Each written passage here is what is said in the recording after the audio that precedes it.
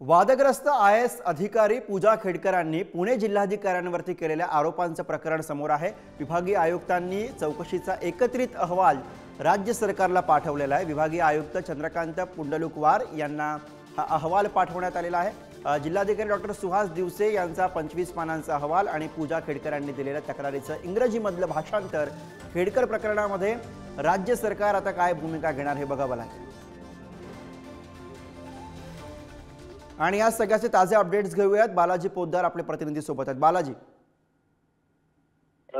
गृह सामान्य प्रशासन विभागाने हा अहवाल विभागीय आयुक्तांना मागितलेला होता आणि त्यामध्ये दोन्ही कल्ल्या बाजूची जी माहिती आहे ती देण्याच्या सूचना करण्यात आल्या होत्या। त्यानुसार हा अहवाल गुरुवारपर्यंत देण्यात येणार होता आणि तो अहवाल विभागीय आयुक्त यांनी आता दिलेला आहे सामान्य प्रशासन विभागाला आणि दोन्ही कल्ल्या बाजू त्यात मांडण्यात आलेल्या असून योग्य ती कारवाई या दोन्ही कल्ल्या ह्याच्यावरती करण्यासाठी सूचना सुद्धा अहवालात केल्याची माहिती मिळते। त्यामुळे या अहवालावर राज्य सरकार काय प्रक्रिया काय निर्णय घेणार हे पाहावं लागेल। मात्र कालच पूजा खेडकरांच्या आई मनोरमा खेडकर यांना अटक करण्यात आलेली आहे। दुसरीकडे दिलीप खेडकर यांचा शोध सुरू आहे आणि पूजा खेडकर या पुणे पोलीस आयुक्तांसमोर हजर होणार होत्या, मात्र त्या आजपर्यंत तरी हजर झालेल्या नाही। त्यामुळे पुणे पोलीस आयुक्त काही वेगळी आणखी समन्स बजावतं का हे पाहावं लागेल, कारण त्या वाशिम मध्येच थांबलेल्या आहेत आणि त्यांची चौकशी झाल्यानंतरच खरं तर जिल्हाधिकाऱ्यांची चौकशी होऊ शकते।